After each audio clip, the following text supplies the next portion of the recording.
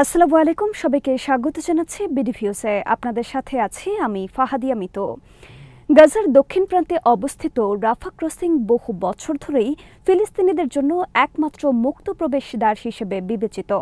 এই সীমান্ত পথ দিয়েই সাধারণত ফিলিস্তিনিরা চিকিৎসা, শিক্ষা কিংবা আশ্রয়ের সন্ধানে মিশরে যেতে পারেন। কিন্তু সাম্প্রতিক সময়ে ইসরায়েলি প্রধানমন্ত্রী বেনিয়ামিন নেতানিয়াহু ঘোষণা করেছেন, রাফা ক্রসিং পরবর্তী নির্দেশনা না দেওয়া পর্যন্ত বন্ধ থাকবে। এই ঘোষণা এসেছে এমন এক মুহূর্তে যখন ইসরায়েল ও হামাসের মধ্যে যুক্তরাষ্ট্র প্রস্তাবিত যুদ্ধবিরতি চুক্তি কার্যকর হবার কথা ছিল এবং চুক্তির প্রথম ধাপে জিম্মিদের বিনিময় প্রক্রিয়া ইতোমধ্যেই শুরু হয়েছিল। ইসরায়েলের এই পদক্ষেপ কেবল মানবিক সংকটকেই আরও গভীর করবে না, বরং এটি মধ্যপ্রাচ্যের নতুন রাজনৈতিক সমীকরণ ও ট্রাম্প প্রশাসনের ২০ দফা শান্তি পরিকল্পনার কার্যকারিতা সম্পর্কেও গুরুতর প্রশ্ন তুলেছে। আবারও চুক্তি ভঙ্গের ইসরায়েলের প্রচেষ্টা নিয়ে ওয়াহিদ ফারুকের প্রতিবেদন।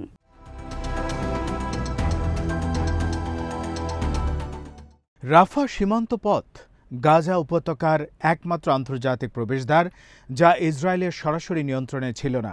২০০৭ সালে হামাস গাজার নিয়ন্ত্রণ নেয়ার পর থেকে এই ক্রসিং নিয়ে মিশর ও ইসরায়েলের মধ্যে প্রায় অব্যাহত টানাপোড়েন চলে আসছে। ইসরায়েল বারবার অভিযোগ করেছে যে রাফা দিয়ে অস্ত্র সামগ্রী ও যোদ্ধারা গাজায় প্রবেশ করে। অন্যদিকে ফিলিস্তিনিরা বলেন, এই পথটি ছাড়া তাদের বেঁচে থাকার কোনো উপায় নেই। ২০২৩ সালের অক্টোবরে শুরু হওয়া ইসরায়েলি হামলার পর থেকে রাফা কার্যত বন্ধ হয়ে পড়ে। মে ২০২৪ থেকে ইসরায়েল আনুষ্ঠানিকভাবে গাজা অংশের ওপর পূর্ণ নিয়ন্ত্রণ ঘোষণা করে। ফলে রাফা আর কার্যত ফিলিস্তিনের স্বাধীন প্রবেশপথ হিসেবে রইল না। বর্তমান পরিস্থিতিতে নেতানিয়াহুর এই সিদ্ধান্ত রাফাকে সম্পূর্ণভাবে রাজনৈতিক অস্ত্র হিসেবে ব্যবহারের এক দৃষ্টান্তে পরিণত করেছে।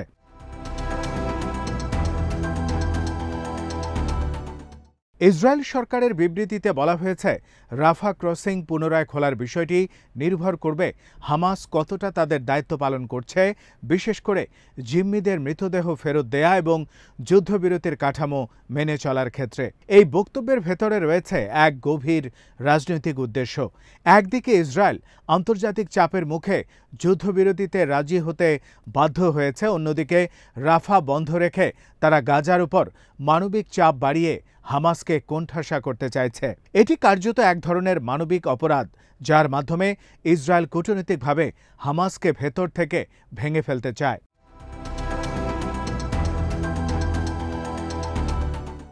অন্যদিকে হামাসের পক্ষ থেকে দাবি করা হয়েছে, তারা চুক্তি অনুযায়ী জিম্মিদের মুক্তি ও লাশ ফেরতের কাজ সম্পন্ন করছে।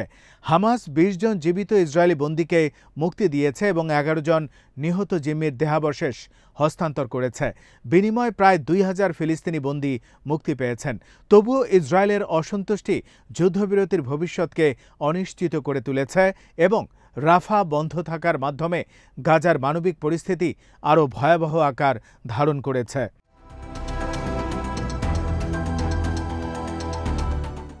এই পুরো প্রেক্ষাপটে কেন্দ্রবিন্দুতে রয়েছে সাবেক মার্কিন প্রেসিডেন্ট ডোনাল্ড ট্রাম্পের ২০ দফা শান্তি পরিকল্পনা। এটি মূলত গাজা পুনর্গঠন, হামাসকে নিরস্ত্রীকরণ এবং একটি নতুন প্রশাসনিক কাঠামো গড়ে তোলার পরিকল্পনা। যুক্তরাষ্ট্রের বিশেষ দূত স্টিভ উইটকফ ও ভাইস প্রেসিডেন্ট জেডি ভ্যান্স এই পরিকল্পনা বাস্তবায়ন তদারকি করতে ইসরায়েল সফর করছেন।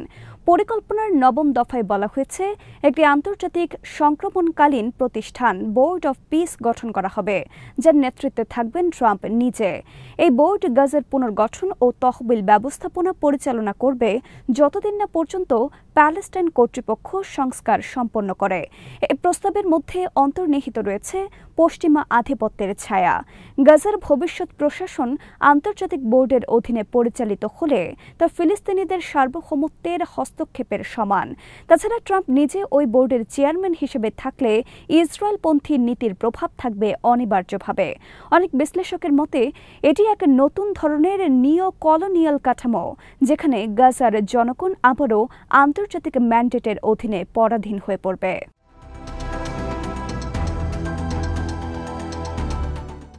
শান্তি পরিকল্পনার অংশ হিসেবে গাজার নিরাপত্তা রক্ষায় একটি আন্তর্জাতিক বাহিনী গঠনের সিদ্ধান্ত নেওয়া হয়েছে, যার নেতৃত্বে থাকবে মিশর এবং এতে অংশ নেবে তুরস্ক, ইন্দোনেশিয়া ও আজারবাইজান। যুক্তরাষ্ট্র চাইছে এই বাহিনীকে জাতিসংঘের আনুষ্ঠানিক ম্যান্ডেট দেয়া হোক, যাতে এটি হাইতির সশস্ত্র গ্যাং দমনের মতো শক্তিশালী ক্ষমতা পায়। ইউরোপীয় বা ব্রিটিশ সেনা এতে যুক্ত হবে না, তবে যুক্তরাজ্য দ্বিতীয় ধাপের যুদ্ধবিরতির বাস্তবায়ন বিষয়ে পরামর্শ দেবে। এই বাহিনীর গঠন এবং গাজায় তাদের দায়িত্ব নতুন সামরিক ও কূটনৈতিক বাস্তবতা তৈরি করতে পারে। মিশরকে নেতৃত্বে এনে যুক্তরাষ্ট্র মধ্যপ্রাচ্যের মুসলিম জনমতকে প্রশমিত করতে চায়। আবার তুরস্ক ও ইন্দোনেশিয়ার অংশগ্রহণ ইসলামিক বিশ্বের অংশগ্রহণ প্রদর্শনের কৌশল মাত্র। আজারবাইজানকে অন্তর্ভুক্ত করে ইসরায়েলের সঙ্গে তার ঘনিষ্ঠ সম্পর্ককেও কাজে লাগানো হচ্ছে।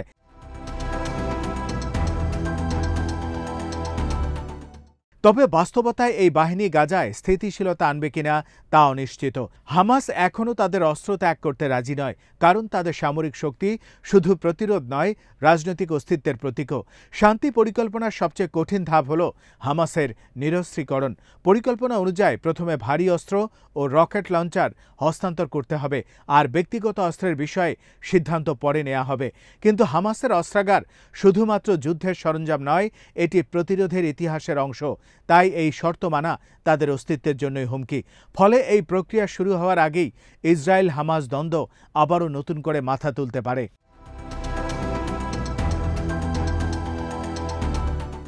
এই আন্তর্জাতিক কাঠামোর আরেক গুরুত্বপূর্ণ দিক হল যুক্তরাজ্য প্রশিক্ষিত একটি ফিলিস্তিনি নিরাপত্তা বাহিনীর অংশগ্রহণ। তবে তারা স্বাধীনভাবে কাজ করবে না, বরং আন্তর্জাতিক বাহিনীর নির্দেশনায়। এতে ফিলিস্তিনিদের সার্বভৌম নিয়ন্ত্রণের সুযোগ আরও সংকুচিত হবে। হামাস ও অন্যান্য প্রতিরোধ গোষ্ঠী অবশ্য এটিকে দখলদার প্রশাসনের অংশ হিসেবে দেখাবে, যা গাজার অভ্যন্তরীণ রাজনৈতিক বিভাজনকে আরও বাড়াবে।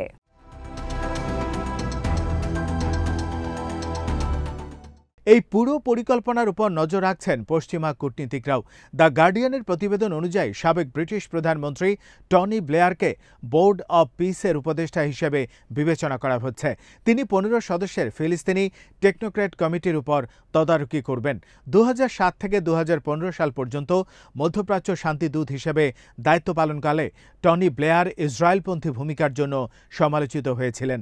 তাই তার পুনঃ অংশগ্রহণ অনেকের কাছে পশ্চিমা পক্ষপাতের প্রতীক বলে মনে হচ্ছে।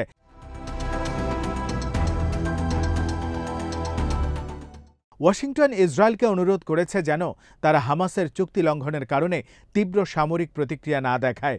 যুক্তরাষ্ট্র এখন মধ্যস্থতাকারীদের উপর চাপ প্রয়োগ করছে যাতে চুক্তির ধারাবাহিকতা বজায় থাকে। কিন্তু এই নীতি মূলত যুক্তরাষ্ট্রের দীর্ঘমেয়াদী কৌশলেরই পুনরাবৃত্তি, নিয়ন্ত্রণের মাধ্যমে শান্তি রক্ষা। অর্থাৎ মধ্যপ্রাচ্যে শান্তি স্থাপন নয়, বরং সংকটকে এমনভাবে ধরে রাখা যাতে যুক্তরাষ্ট্রের কূটনৈতিক প্রভাব বজায় থাকে। এই নীতির বাস্তব প্রয়োগে দেখা যাচ্ছে ট্রাম্পের 20 দফা পরিকল্পনাও এক ধরনের মধ্যপ্রাচ্য প্রোটেক্টরেট, যেখানে গাজার পুনর্গঠন হবে পশ্চিমা অর্থে, পশ্চিমা শর্তে।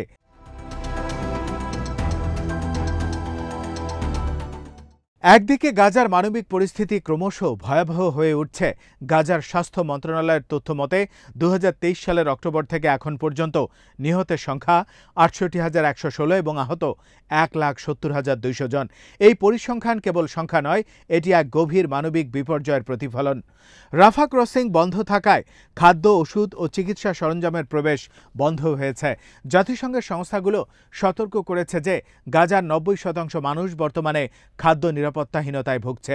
শিশু মৃত্যুর হার দ্রুত বাড়ছে, হাসপাতালগুলো কার্যত অচল হয়ে পড়েছে। রাফা ক্রসিংয়ের পুনরায় বন্ধ হয়ে যাওয়া মানে গাজার জনগণের জন্য জীবন ও মৃত্যুর মাঝে সীমারেখা মুছে যাওয়া।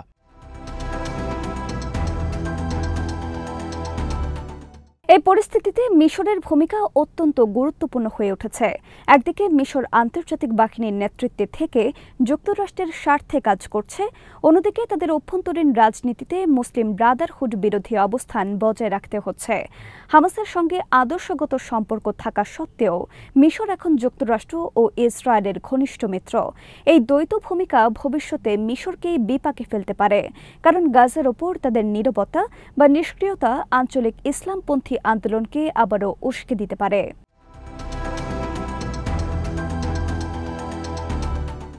তুরস্ক, ইন্দোনেশিয়া ও আজারবাইজানের অন্তর্ভুক্তি এই আন্তর্জাতিক জোটকে আরও কৌশলগত মাত্রা দিয়েছে। তুরস্ক চায় মধ্যপ্রাচ্যে মুসলিম নেতৃত্ব পুনঃপ্রতিষ্ঠা করতে, ইন্দোনেশিয়া চায় মানবিক ভূমিকা রাখতে, আর আজারবাইজান অংশ নিচ্ছে তাদের দ্বৈত পরিচয়ে মুসলিম দেশ এবং ইসরায়েলের মিত্র হিসেবে। এই বহুজাতিক কাঠামো হয়তো ইসরায়েলের প্রত্যক্ষ দখলদারি কমাতে পারে, কিন্তু এতে গাজার সার্বভৌম স্বাধীনতা পুনরুদ্ধার হবে এমন কোনো নিশ্চয়তা নেই। বরং এই বাহিনীর মাধ্যমে গাজা এক নতুন প্রশাসনিক প্রোটেক্টরেটে পরিণত হতে পারে, যার শাসন ও নিরাপত্তা দুটোই বিদেশি নিয়ন্ত্রণে।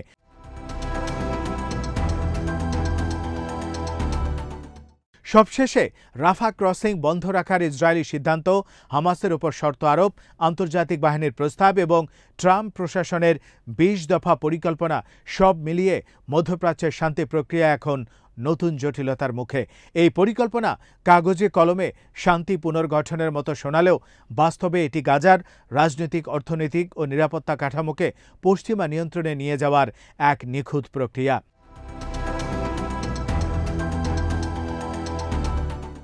গাজার জনগণের কাছে শান্তি মানে বেঁচে থাকার অধিকার, কিন্তু আন্তর্জাতিক কূটনীতির চোখে শান্তি মানে নিয়ন্ত্রিত স্থিতিশীলতা। রাফা ক্রসিং বন্ধ রেখে ইসরায়েল যে বার্তা দিয়েছে তা স্পষ্ট, এই অঞ্চলে মানবিকতা নয়, ক্ষমতার রাজনীতি নির্ধারণ করবে সীমান্তের খোলামেলা ভবিষ্যৎ।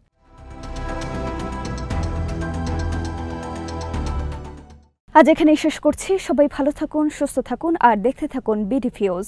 চ্যানেলটি ভালো লাগলে সাবস্ক্রাইব করুন, সংযুক্ত থাকুন আমাদের ফেসবুক পেজে। আল্লাহ হাফেজ।